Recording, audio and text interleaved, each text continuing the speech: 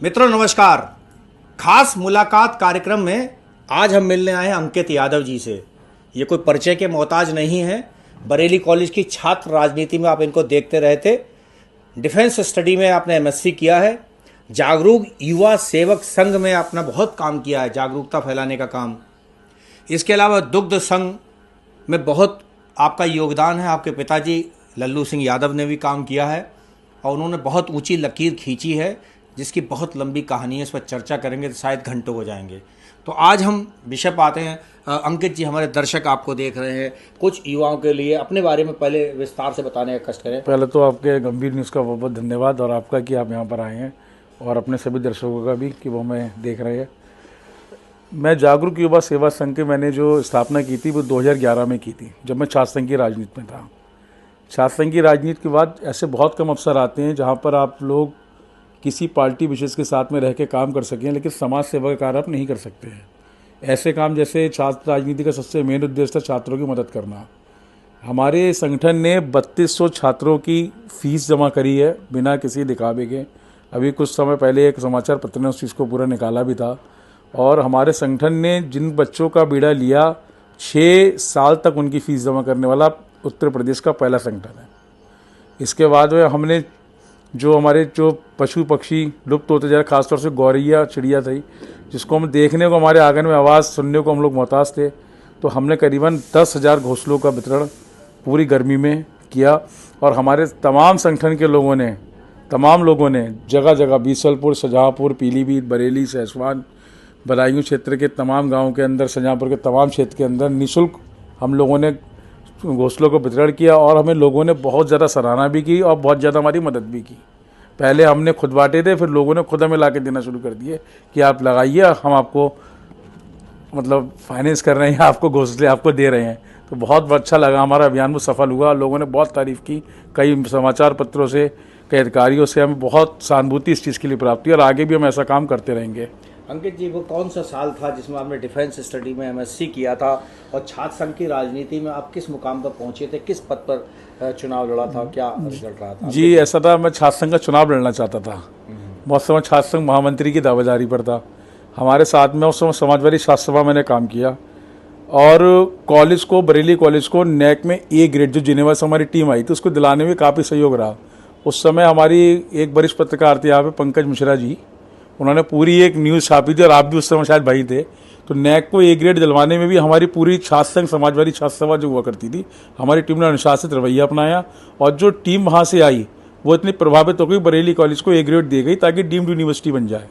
लेकिन कुछ राजनीतिक कारणों से, कुछ लोगों की वजह से वो डीम्ड यूनिवर्सिटी का खिताब हमारे बरेली कॉलेज को नहीं मिल पाया, जिसका हमें सदैव अफसोस रहेगा कि ए ग्रेड पाने के बाद भी हमारा बरेली कॉलेज डीम्ड यूनिवर्सिटी नहीं बन पाया। 2011 में मैंने एमएससी की शिक्षा ग्रहण की थी, फाइनल हुआ था मेरा एमएससी का। 2011 से हमने एमएससी करने के बाद में सीधे बीएड करने चले गए थे। तो उसी समय हम बीच में हमारे मन में विचार आया कि राजनीति इतनी गंदी हो गई है कि जो लोग कॉलेज को और शिक्षा और अस्पतालों की मांग करते हैं, लेकिन जब उन्हीं कॉलेजों को यूनिवर्सिटी या आगे की बात चलती तो वही राजनीतिकरण उन चीज़ों के लिए पीछे ले जाता है। और वही मन थोड़ा खट्टा भी होने लगा और आंदोलन बहुत बड़ा करना चाहते हैं, लेकिन उसी बीच में अखिलेश सरकार हमारी बन गई थी। हम उस समय राष्ट्रीय अध्यक्ष समाजवादी पार्टी के श्री अखिलेश यादव जी के साथ में थे। तमाम बातें हुई, लेकिन वो मामला कहीं सेंट्रल में जाके अटक रहा था, कहीं कहीं जाके अटक रहा था। तो इसमें हम ज़्यादा ध्यान नहीं दे पाया। उस समय छात्र राजनीति से दूर हो गए। जो और हमारे और तमाम साथी आए तो मुद्दे भटकते रहे और बाद में छात्र संघ चुनाव बंद भी हुआ, जिस कारण मुझे लगता है कि रहा। और बरेली कॉलेज के एडमिनिस्ट्रेशंस के लिए शायद ये काला सपना रहा कि वो आज डीम्ड यूनिवर्सिटी नहीं बनना। आज हमारा बरेली शहर बहुत ऊंचाइयों पर होता, किसी प्राइवेट यूनिवर्सिटी के हम लोग को चक्कर नहीं काटने पड़ते। अंकित जी, हमारे दर्शक जानना चाहेंगे कि वर्तमान में आप क्या कर रहे हैं और भविष्य में क्या है प्लानिंग? अंकित यादव जी, देखिए, जैसे सभी लोग जानते हैं, निजी तौर पर पहले निजी बैंक में कार्यरत था। अब फिलहाल मैंने एक एजेंसी के थ्रू अभी स्टेट बैंक्स में हूँ, ठीक है, वहाँ पे भी अपना कार्य कर रहा हूँ। मेरा एग्रीकल्चर फार्म भी है सहसवान के अंदर, वहाँ पर हम लोग अपना खेती बाड़ी का काम करते हैं, नॉर्मल किसान की तरह हमारा काम करते हैं। मेरे आज भी सभी चचेरे भाई किसानी के काम कर रहे हैं और गांव में हैं। मेरी सिस्टर्स जो हैं गांव में, सगी चचेरी बहनें हैं, वो सब अध्यापक हैं, कोई किसी पोस्ट पर है। लेकिन हमने फार्मिंग का काम अपना बिल्कुल नहीं छोड़ा है और व्यवसाय तो हम सभी भाई अब कर रहे हैं अपने मिलके। हमारे परिवार में सभी चाचा ताऊ एक हैं आज, ये सबसे बहुत कम परिवारों में होता है। और सभी लोग सरकारी पदों पर अच्छी जगह तैनात हैं, लेकिन वो अपनी मूल भूमि नहीं भूल रहे हैं। और हम लोगों का मेन काम है कि समाज सेवा का, ये हमारे खानदानी खून में बाबा के समय से रहा है। पिताजी ने किया, हमारे पिताजी बाबा ने की ये आदत रही। बहुत सी ज़मीनें हमारे बाबा ने लोगों को केवल इसलिए बसाने के लिए कर दिया, आज वो परिवार खुश हैं।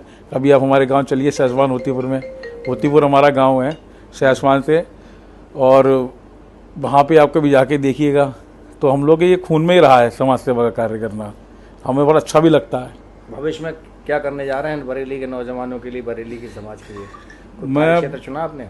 मैं भविष्य में बरेली के नौजवानों के लिए अगर मुझे कहीं अवसर मिलेगा तो मैं उस अवसर को कहूँगा, वक्त आने पर आपको बता दूंगा क्या है। अभी कहना थोड़ा जल्दबाजी रहेगी, लेकिन हाँ, एक ऐसा फील्ड जरूर लाऊंगा कि बरेली के लिए, क्योंकि मैंने आज तक किसी का हित नहीं किया। मैं जहाँ भी रहा मैंने अपना काम अपनी ईमानदारी से किया, और आरोप प्रत्यारोप तो लोगों पे लगते रहते हैं, ये लोगों का काम रहा है, ठीक है, लेकिन मैं कभी किसी राजनीति के शिकार नहीं रहा। अगर कहीं किसी ने थोड़ी सी दूरी बनाई, मैंने पूरी दूरी बना दी, क्योंकि मुझे जब काम अपना करना है और अपने पैसे से ही काम करना है तो मैं किसी के आगे नतमस्तक नहीं हो सकता।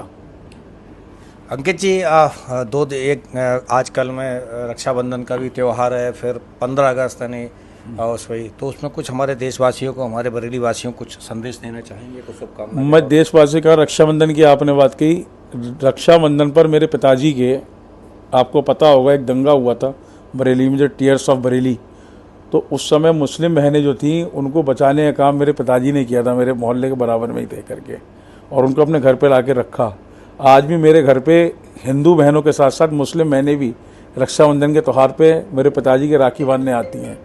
तो मैं सभी देशवासी कहूँगा, ये रक्षाबंधन है, ये सभी का त्यौहार है, ये एक बहुत अचूक रिश्ता है, ये केवल एक राखी बांधने का नहीं है, ये एक गंभीर रिश्ता है जिसको हम कह सकते हैं कि हिंदू, मुस्लिम, सिख, ईसाई सभी मिलकर बनाते हैं, और इस अटूट धागे का विश्वास लोगों को बना रहे। तो इसमें सांप्रदायिक की तरह जैसे हम हिंदू मुस्लिम सब लोग मिलकर बनाते चले आए हैं, वैसे ही मनाएं। और 15 अगस्त के लिए तो मैं यही कहूँगा, हमारा देश आज़ाद हुआ, और अब हमें उन लोगों से भी देश को आज़ाद कराना है जिनकी विचारधाराएं अलग हैं। मैं चाहता हूँ सभी के अंदर राष्ट्रभक्ति की भावना जगे, और भारत ही एकमात्र मुल्क है जिसमें सभी धर्म सुरक्षित हैं, जिसमें सभी धर्मों का अधिकार है अपने त्यौहार मनाने का। बाकी आप किसी देश में चले जाइए, अभी मेरा एक मित्र इंग्लैंड से आया है, वहाँ होली तक की छुट्टी नहीं मिलती है। आप सोचिए, जो लोग विदेशों में काम कर रहे हैं और आपके घरों के बच्चे गए हुए हैं, तो भारत ही एक देश है जो सब धर्मों को आज़ादी देता है, वरना हर जगह अपना धर्म, अपना रिलीजन, अपना त्यौहार है, वहाँ कोई सेलिब्रेट नहीं करनी है। तो भारत जो है वो सभी के योगदान से मिलकर बना, हिंदू मुस्लिम सिख ईसाई के, तो हम सब लोग मिलकर रहेंगे तभी विकास कार्य हो पाएगा, और तभी हम सरकार से सवाल भी कर पाएंगे। और अगर हम लोग धर्म की राजनीति में बढ़ जाएंगे तो हम लोग बटे रहेंगे, इसके बाद विकास की बात तो हम नहीं कर सकते। देखिए, ये थे अंकित यादव, जिन्होंने बहुत अच्छी बात कही कि हम अगर बटे रहेंगे तो विकास की बात नहीं कर पाएंगे। गंभीर न्यूज़ से बात करने के लिए आपका बहुत बहुत धन्यवाद। आपके बहुत बहुत धन्यवाद।